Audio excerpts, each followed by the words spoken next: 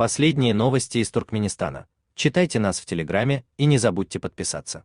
Все дороги ведут в ремонт. Или как, отремонтировав всего одну дорогу, разгрузить трафик в Мары. Одна из публикаций Turkmen News вызвала особенно большой отклик среди читателей.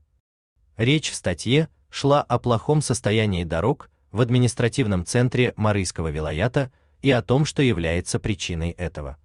Один из читателей, хорошо знающий город и его проблемы, отметил, что избавиться, по крайней мере, от пробок на дорогах можно, если добросовестно отремонтировать всего лишь один участок, менее чем в 2 километра длиной, объездную дорогу. Ее состояние настолько плохое, что водители большегрузов предпочитают ездить по запрещенным для них маршрутам и платить штраф, вместо того, чтобы гробить свой транспорт. Это небольшой, но очень важный участок между Гушгынским и 51-м переездами длиной менее 2 километров. Дорогу эту называют объездной или треугольником. Она предназначена для большегрузных автомобилей, въезд которым в город запрещен. А еще она предназначена для транзитного транспорта, так как Гушгынский переезд открывает дорогу в сторону Ашхабада. Но ею не пользуются, потому что состояние объездной дороги ужасное. Водители не рискуют ездить по ней и гробить свой транспорт.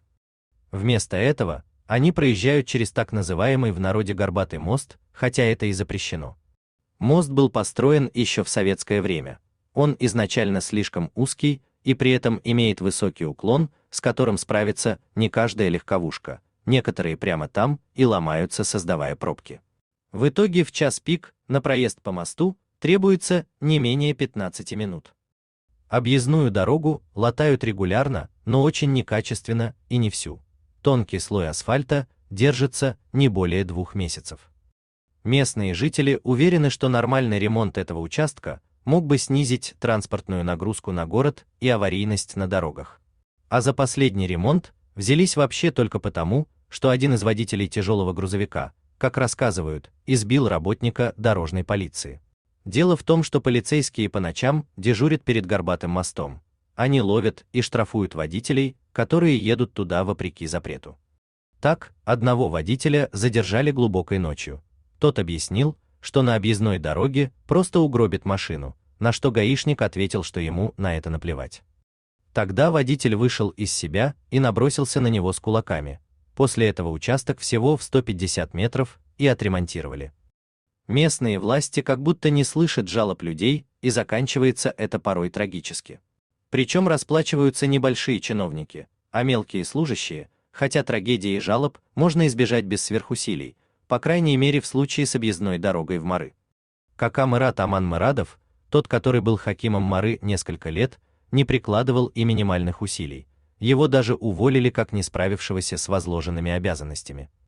Однако действующий хаким Какагельды Сарыев занимает свой пост уже почти год. Неужели за это время он ни разу не слышал жалоб и хотя бы со стороны не видел пробок? Сарыев, кстати, в 22 году баллотировался в президенты Туркменистана. Интересно, как он планировал управлять целой страной, если в веренном ему городе нет ни одной нормальной дороги, тем более что люди сами предлагают ему решения. И с дорожными, и с другими проблемами разорвать порочный круг иногда не так уж трудно. Нужно лишь выполнить уже однажды испробованное действие – отремонтировать дорогу, но на совесть. У вас есть что рассказать?